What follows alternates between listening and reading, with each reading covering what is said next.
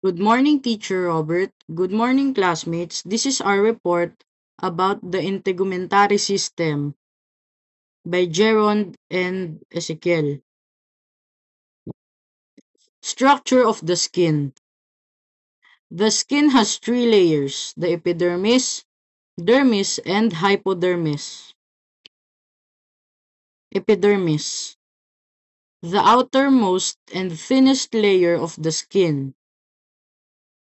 It continuously makes new skin cells to replace the old ones that have been sloughed off.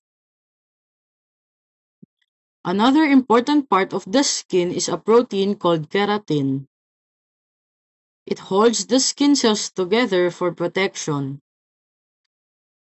Your skin color is a product of the cells called melanocytes. Melanocytes produce pigments called melanin that give color to your skin. The more melanin you have, the darker your skin is. And the less melanin you have, the fairer your skin is. Dermis. It is the second layer of the skin, and it is thicker than the epidermis.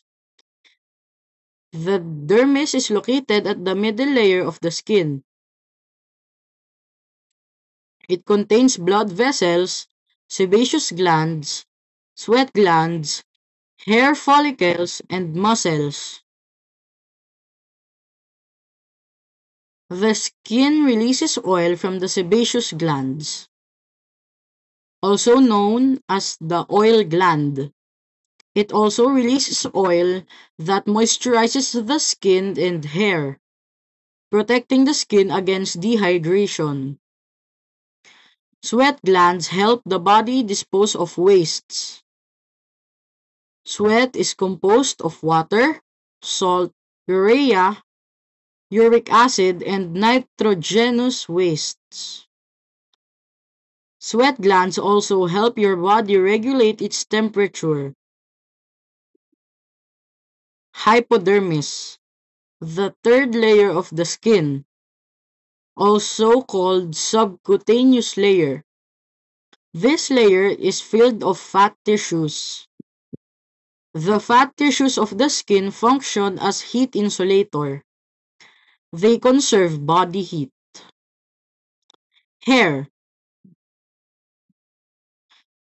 The hair follicle is divided into hair root and hair shaft. The hair root originates from the hypodermis and extends as a hair shaft to the dermis and epidermis. Nail. It The nail protects the end of the fingers and toes. The cells of the nails are grown at the base where you can see the half-moon-shaped region called lunula. The part of the toenails that you cut from fingers and toes are also dead cells. Diseases of the integumentary system. Acne. Most commonly seen on the face, neck, and upper chest. It is caused by genes, heredity, or family history, and bacteria. It commonly comes out during teenage years because the sebaceous glands are very active. Keloid. Appears like an exaggerated scar. It is usually bigger than the size of the wound itself. It is typically shiny, hairless, and feels hard and rubbery. Scabies. A skin infection caused by a parasite called itch mite, Sarcoptes sabiae. This is a result of unhygienic living conditions. Scabies is contagious. It can spread to the clothing, bedding, or towels that have been used by a person with scabies. It can be treated with proper medication and hygienic living conditions. Now I will be passing the report to Ezekiel.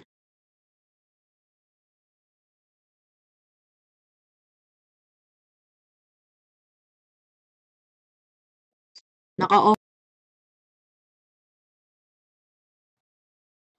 Head lice. Head lice infestation is common among children.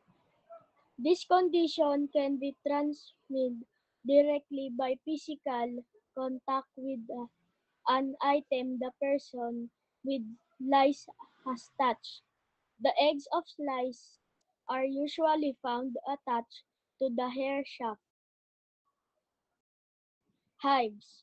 It is also known as urticaria, is characterized by swelling and itchiness. It's caused by an allergic reaction or manifestation of other systemic diseases. It may be prevented by avoiding causes of allergic reactions. Hives usually disappears within 30 minutes. Proper care of the integumentary system. Number 1. Observe proper hygiene. Clean the protect your skin from germs by taking a bath every day. Number 2. Wash your hand at least twice a day with warm water and mild soap. Number 3. Avoid exposure to too much sunlight. Apply sunscreen or wear long sleeve to protect your skin from the sun. Number 4. Drink at least 8 glasses of water and day to hydrate your skin.